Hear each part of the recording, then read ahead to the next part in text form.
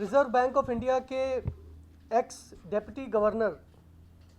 केसी चक्रवर्ती ने एक महत्वपूर्ण इंटरव्यू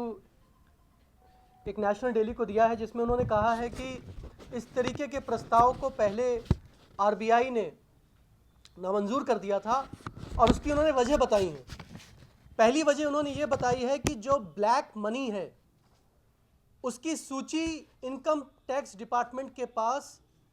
ब्लैक मनी किनके किनके पास है उसकी सूची इनकम टैक्स डिपार्टमेंट के पास रहती है और इनकम टैक्स डिपार्टमेंट के ऑफिशियल्स को पता रहता है कि किसके पास कितना काला धन अर्जित है और उनके ऊपर इनकम टैक्स डिपार्टमेंट अगर चाहे तो रेड करके कार्रवाई कर सकता है और सरकार चाहे तो और कड़ी कार्रवाई सीबीआई और इन्फोर्समेंट डायरेक्टरेट के माध्यम से करवाई जा सकती है। नंबर 2, उन्होंने कहा है कि ये जो काला धन है बड़े बड़े लोगों के पास, वो काला धन ये लोग अपने गद्दों के नीचे नहीं रखते हैं। वो काला धन या तो रियल एस्टेट में, या तो बुलियन में यानी कि गोल्ड में, या फिर विदेशी खातों में वो जमा करते हैं। इसलिए ये कहना कि काला धन कि अगर हम डीमोनेटाइज कर देंगे तो काले धन के खिलाफ लड़ाई जीत जाएंगे, ये बात गलत है। इन 2-3 कारणों की वजह से रिजर्व बैंक ऑफ इंडिया के एक्स डिप्टी गवर्नर केसी चक्रवर्ती ने कहा कि यह कदम बिल्कुल बेबुनियाद है, इससे काले धन के खिलाफ लड़ाई नहीं लड़ी जा सकती है और इस वजह से पहले भी इस तरीके के प्रस्ताव को रिजर्व बैंक ऑफ इंडिया ने नामंजूर कर दिया था। अब सवाल यह उठता है कि भारतीय जनता पार्टी की सरकार और माननीय प्रधानमंत्री नरेंद्र मोदी जी ने तमाम बड़े अर्थशास्त्री, आरबीआई के पुराने ऑफिशियल्स, गवर्नर्स, डिप्टी गवर्नर्स और सीबीडीटी की खुद की 2012 की रिपोर्ट, जिसने इस प्रस्ताव को तमाम पक्षों की जांच करते हुए और एनालिसिस करते हुए इस तरीके के प्रस्ताव को, डीमोनेटाइजेशन को यानी कि नोटबंदी को एक तरीके से रिजेक्ट कर दिया था, क्यों फिर भी उन्होंने ये कदम उठाया? पूरे देश भर में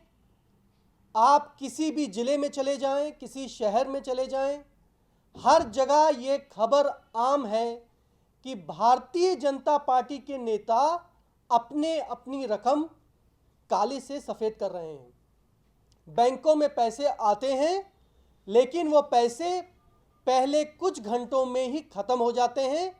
और भारतीय जनता पार्टी के नेता जाकर अपने पैसे काले से सफेद कर लेते हैं। दूसरा, हर जगह एजेंट, दलाल घूम रहे हैं। आपके पास फोन आता है, आपके पास अगर 1 करोड़ है तो 20%, 30%, 40% कमीशन देकर आप अपने पैसे को काले से सफेद कर लें और ये धंधा खुलेआम चल रहा है और मोदी सरकार के कुछ लोग इस धंधे में संलिप्त हैं। सबको पता है। किसी भी कारोबारी से, किसी भी बिजनेसमैन से आप पूछ लीजिए, वो आपको बता देगा कि कहाँ जाना है और किस तरीके से अपने कुछ लाख या अपने कुछ करोड़ आप पुराने नोट देकर नए नोट ले लीजिए, कमीशन देकर आपका काम हो रहा है और ये खुलेआम ये धंधा चल रहा है। तो जगह जगह भारतीय जनता पार्टी के दलाल ये काम कर रहे हैं और ये सारे काम सरकार की नाक के नीचे हो रहे हैं। तीसरा, नोटबंदी की खबर आते ही जहां पर गरीब आदमी लाइनों में लगकर अपने 500,000 रुपए बदलवाने के लिए मशक्कत कर रहा था, खबर आई कि स्टेट बैंक ऑफ इंडिया ने विजय माल्या, जो करीब 8,000 करोड़ रुपए सरकारी बैंकों का लेकर फरार हो गए हैं, उनका करीब कितना 1,000 करोड़ 1200 करोड़ रुपए स्टेट बैंक ऑफ इंडिया ने राइट ऑफ कर दिया, यानी कि माफ कर दिया। अभी कल महाराष्ट्र के एक आम आदमी ने, सफाई कर्मचारी ने सरकार को लिखा है कि अगर आप विजय माल्या के 1200 करोड़ रुपए को माफ कर सकते हैं तो मेरे 1.5 लाख के कर्जे को भी माफ कर दीजिए। ये सबको पता है कि जब से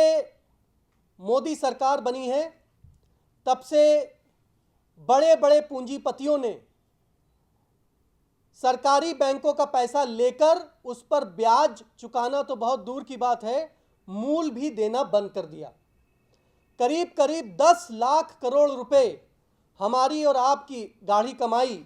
जो हम बैंकों में जमा करते हैं अपने बच्चों के भविष्य के लिए, अपने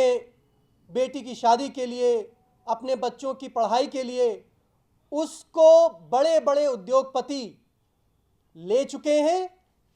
और वो वापस नहीं आ रहा है, जिसमें से 1.25 लाख करोड़ रुपए मोदी सरकार ने राइट ऑफ कर दिए हैं। वो याचिका सुप्रीम कोर्ट में है। मोदी सरकार उन लोगों के नाम सार्वजनिक करने से मना कर रही है जिनके 1.25 लाख करोड़ रुपए सरकार ने माफ कर दिए, यानी कि राइट ऑफ कर दिए हैं। किसानों का एक भी पैसा माफ नहीं किया है सरकार ने 2.5 साल में। किसान कर्जे से डूबा हुआ है, आम आदमी कर्जे से डूबा हुआ है, लेकिन बड़े बड़े उद्योगपतियों का पैसा माफ किया जा रहा है। बैंक कंगाली की कगार पर खड़े हुए हैं। 10 लाख करोड़ रुपए बैंकों का जा चुका है, क्योंकि अब बैंकों के पास पैसे नहीं हैं, बड़े बड़े उद्योगपतियों को अब और पैसे चाहिए, इसलिए ये नोटबंदी की आड़ में आम आदमी का पैसा बैंकों में जमा किया जा रहा है और वो पैसा भी बड़े बड़े उद्योगपतियों को, जो मोदी जी के खास मित्र हैं, उनको दे दिया जाएगा। ये 8 लाख करोड़ रुपए का स्कैम मोदी सरकार ने किया है। पुरानी सरकार जो कांग्रेस की सरकार थी वो भी स्कैम करती थी, वो चोरी छुपे स्कैम करती थी। ये मोदी सरकार है, ये खुल्लम खुल्ला स्कैम करते हैं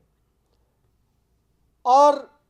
हर चीज को देशभक्ति का रंग दे देते हैं। अगर आप इनके स्कैम का विरोध करें तो आप देशभक्त नहीं हैं, अगर आप इनके स्कैम में शामिल हो जाएं तो आप देशभक्त हैं। इस 8 लाख करोड़ रुपए के स्कैम के खिलाफ आम आदमी पार्टी कल दिल्ली के उप मुख्यमंत्री मनीष सिसोदिया जी की अगुवाई में संसद मार्च करेगी और अरविंद जी इस समय पंजाब में रैलियां कर रहे हैं। अगले 10 दिनों में करीब करीब उनकी 21 रैलियां हैं और साथ ही साथ उत्तर प्रदेश में 1 तारीख से हम पहले मेरठ, फिर बनारस और फिर लखनऊ में 3 बड़ी रैलियां करेंगे और नोटबंदी के खिलाफ हम आम आदमी की आवाज़ बनकर सरकार तक पहुंचना चाहते हैं और सरकार को बताना चाहते हैं कि उनके इस गरीब विरोधी नोटबंदी के कदम को, इस 8 लाख करोड़ रुपए के स्कैम को आम आदमी पार्टी किसी भी कीमत पर सफल नहीं होने देगी।